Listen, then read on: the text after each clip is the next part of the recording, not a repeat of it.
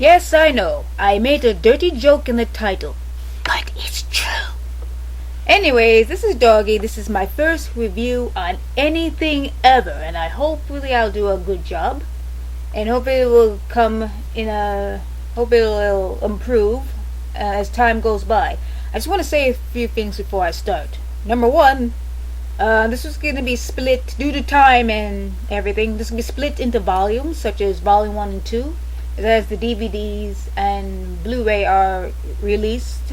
The reviews are going to be split into volumes, each one will contain 2 to 3 episodes, and it helps preserve time.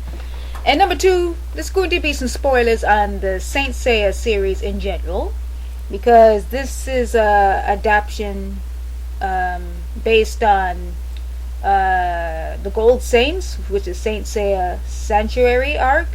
And there's also some tidbits on the Hades arc, which is split into 3 arcs. The Hades arc.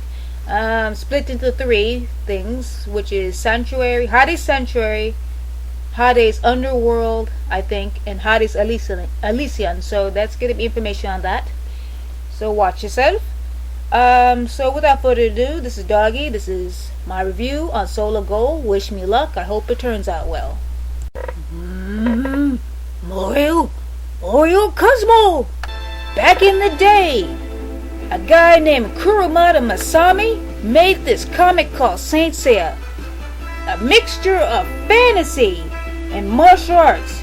Bunch of kids coming together. Have this cloth and armor and all this such. They fight all the evil that's threatening the planet under the goddess Athena. Well, that's basically the gist of it. And all this went down in a spiral of popularity, and there's been a whole bunch of spin-offs, and of course a TV series, OVA series, movies, and well, you get the idea, right?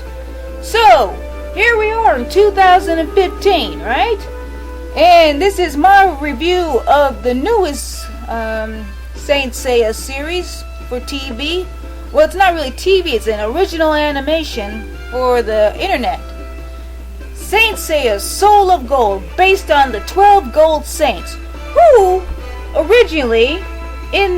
actually the strongest saints in the Saint Seiya series. There's bronze, silver, and gold.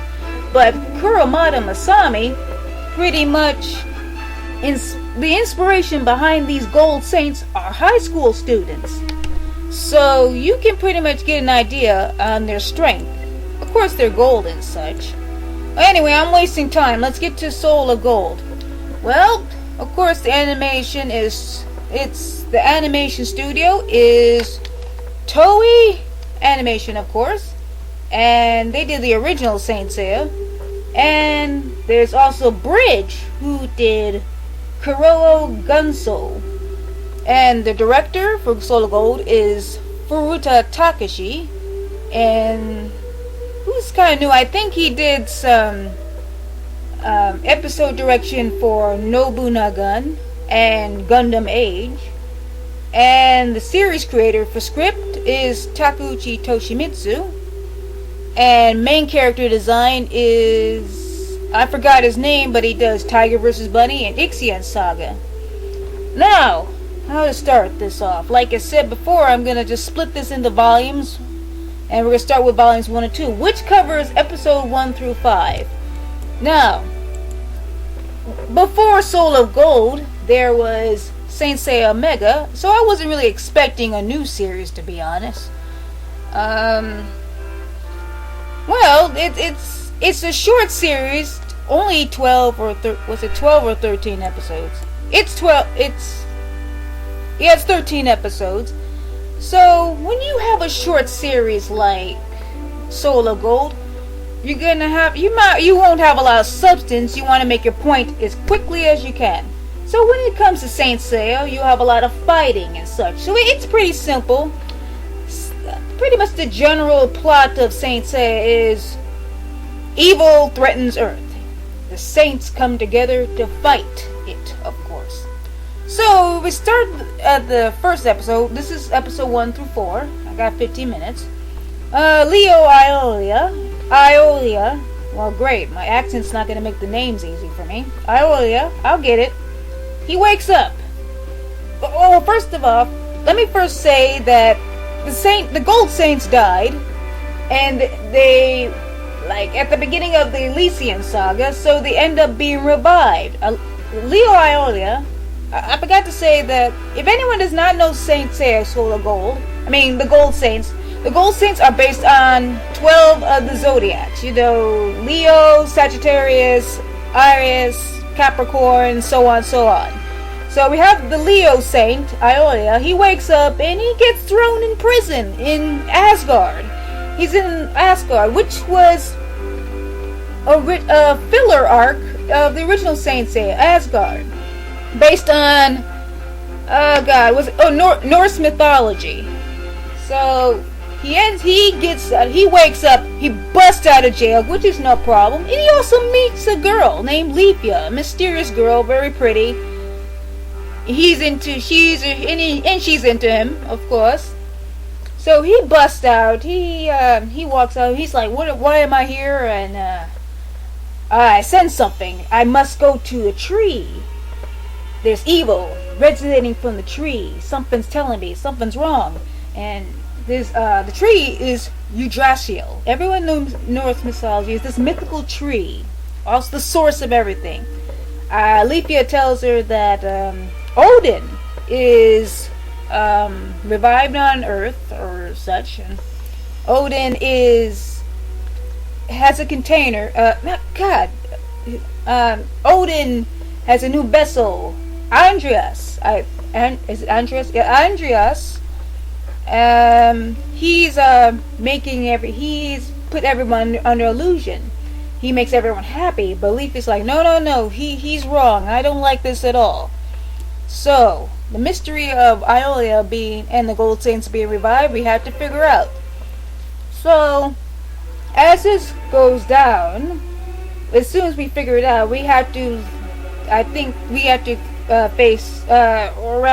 find the source of the problem in Andreas and Yggdrasil. So, of course, in a very simple, classic Saint Seiya fashion, we got to have our enemies enter our way. So, that means we have the return of the God Warriors. Of course, and this is not going to be easy because they have Norse names, and that's not going to be hard. But we have 7 God Warriors to face our precious Gold Saints. We have the obligatory rival, Gulimbursti Frodi, who's pretty much your stereotypical rival. Obligatory rival, he has the spiked hair and everything. He sounds nice, he looks handsome and such. And we have Tangrisner Hercules. I think it's Hercules. Oh, no, I think it's Hercules. Something like that. And we have Surt. We have Grani Sigmund. We have Garm, I think Utgard. And we have a masochist mad scientist. Nidhogg Fafnir. Dude is named after a dragon. And he sucks. I don't get it. And there's Balder. He's I can't say his title, but it's named after an eagle in heaven, so Balder. So we got these God Warriors, and for these first 5 episodes, I think Saint Sagittarius, we learn about the positions of the other Gold Saints aside from Iolia, as each one of them are revived. Oh, by the way, the music is friggin' awesome. The guy who did it he's done a lot of tokusatsu, like Kamen Rider, and even he did Saint Seiya Mega too, so he has this harmony kind of tone to him. He also did Koruger, which I love, and also Full Metal Panic, and Cyber Formula too. I like that, and Reunite, that little symphony orchestra type of music. It works with Saint Seiya very well. And I appreciate it too. So, anyways, let's get back to the Gold Saints. I'm gonna talk about what they've been doing and why they revived, and a couple of them have entered some very unique situations. So I don't remember the order. So unless the order is oh, okay. Well, I don't remember the order, but so let's get to it. Okay, so we have Iolia. Okay, there we go. That's much better. Yeah, he's the first person we see. We have Scorpio Milo. He's badass. We got Virgo Saka. He's sitting in a cave. We got PC's Aphrodite. We have Ilos. He's absent for the first 5 episodes, though. All we do is see him in flashbacks. We have Tauros Aldebaran. We have Shura. We have Arias. Shura is Capricorn, I forgot. And we have Libra Doko, of course. Doko's kind of weird in this show. Just a little bit. Then there's Arias Mu. Then there's Aquarius Camus. Oh my god. Wait till I get to Camus. And wait till I talk about Death Mask. Cancer Death Mask. Then there's, of course, there's Saga. Gemini Saga. Wait. Everyone loves him. So pretty much for the first 5 episodes, we get introduced to everyone, see how they are. They gradually form together, and I just have a few things that kind of made me itch.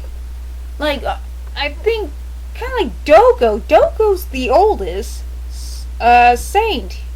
Not some spoilers, but he kind of comes off as, and it wasn't that long ago since I did the classic series. I stopped at the end of the sanctuary, and I didn't get into Asgard or Poseidon yet. Matter of fact,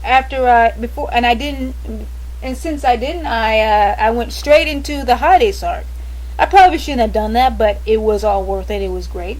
But Doku kind of come off in Soul Gold as kind of a dummy. He's kind of lazy, or kind of overly friendly. I guess he likes to go in the bar and such. It's very weird, but it doesn't bother me that much. But I guess it's kind of reflects him, how Doku is in Lost Canvas. Kind of a friendly guy. You shake your hand, put your hand on your shoulder, kind of like the big brother, I guess.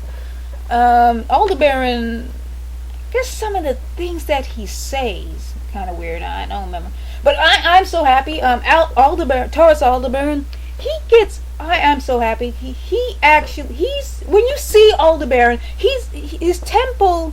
He's the guardian of the second temple of Taurus. So when you see him, you kind of expect him to be very strong, right? When you first see him, he's muscle and everything, and he gets treated so badly.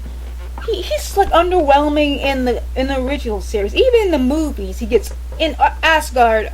The first episode of Asgard, he gets beaten just like that. And original Seiya kind of beats him easily too. But when you see that, you don't expect him to be a little underwhelmed. So he gets an improvement in this show, in Soul Gold, and I'm really happy about that.